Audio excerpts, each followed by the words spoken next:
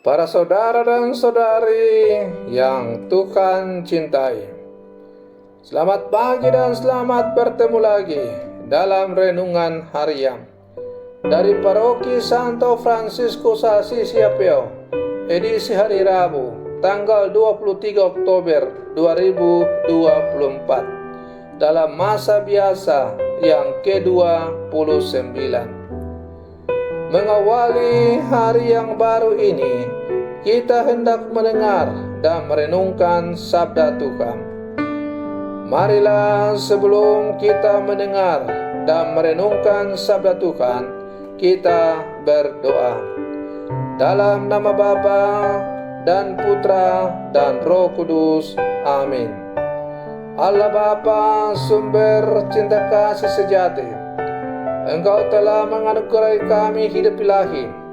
Semoga kami senantiasa bersatu dengan Kristus, sumber hidup dan keselamatan kekal, dengan turun tekun mengasihi Engkau dan sesama. Bersabdalah ya Tuhan, kami siap mendengarkan. Terpujilah Engkau Bapa, Putra dan Roh Kudus, kini dan sepanjang segala masa. Amin. Para saudara dan saudari yang Tuhan cintai, sabda Tuhan yang hendak kita dengar dan kita renungkan untuk mengawali hari yang baru ini diambil dari Injil Lukas pasal 12 ayat 39 sampai 48. Tuhan bersamamu. Inilah Injil suci menurut Lukas. Pada suatu ketika, berkatalah Yesus kepada murid-muridnya, "Camkanlah ini baik-baik. Jika tuan rumah tahu pukul berapa pencuri akan datang, ia tidak akan membiarkan rumahnya dibongkar. Hendaklah kalian juga siap sedia, karena Anak Manusia akan datang pada saat yang tak kalian sangka-sangka." Petrus bertanya, "Tuhan, kamikah saja yang kau maksud dengan perumpamaan ini, ataukah juga semua orang?" Tuhan menjawab, "Siapakah pengurus rumah yang setia dan bijaksana, yang akan diangkat oleh tuannya menjadi kepala atas semua hambanya, untuk membagikan makanan kepada mereka pada waktunya? Berbahagialah hamba yang didapati tuannya sedang melakukan tugasnya ketika tuan itu datang. Aku berkata kepadamu, sungguh tuan itu akan mengangkat dia menjadi pengawas atas segala miliknya. Tetapi jika hamba itu jahat dan berkata dalam hatinya, tuanku tidak datang-datang, lalu ia mulai memukul hamba-hamba lain, pria maupun wanita, dan makan minum serta mabuk, maka tuannya akan datang pada hari yang tidak disangka-sangkanya dan pada saat yang tidak diketahuinya, dan tuan itu akan membunuh dia serta membuat dia senasib dengan orang-orang yang tidak setia. Hamba yang tahu akan kehendak tuannya, tetapi tidak mengadakan persiapan atau tidak melakukan apa yang dikehendaki tuannya, ia akan menerima banyak pukulan. Tetapi barang siapa tidak tahu akan kehendak tuannya dan melakukan apa yang harus mendatangkan pukulan, ia akan menerima sedikit pukulan. Barang siapa diberi banyak, banyak pula yang dituntut daripadanya.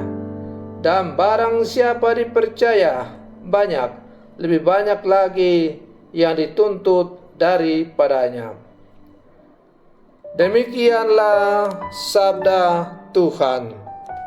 Para saudara dan saudari yang Tuhan cintai, keutamaan berjaga-jaga bukan hanya dituntut kepada para hamba, melainkan juga kepada para pengurus rumah. Tanggung jawab lebih besar dituntut dari pengurus rumah. Siapa yang diberi banyak, akan banyak pula dituntut dari dirinya. Siapa yang banyak dipercayakan, lebih banyak lagi yang dituntut dari dirinya. Dalam hidup ini, kita mudah menyalahkan anak buah, misalnya karena tidak beres dalam tugas maupun tanggung jawabnya, tidak ia penuhi. Kita mudah melemparkan kesalahan pada orang lain, kendati nyatanya hal itu adalah tanggung jawab kita. Dalam hidup berkeluarga, kita juga mudah menyalahkan pasangan atau anggota keluarga kita karena kesalahan atau kelalaian. Kita lupa bahwa kita ini bukan penilai hidup pasangan dan anggota keluarga kita. Kita adalah pribadi yang ikut atau mungkin paling bertanggung jawab akan situasi tersebut. Para saudara dan saudari yang Tuhan cintai, dalam hidup bersama di tengah-tengah masyarakat setiap hari, kita pun dengan gampang kasat mata bisa melihat atau menyaksikan orang saling melempar kesalahan satu sama lain.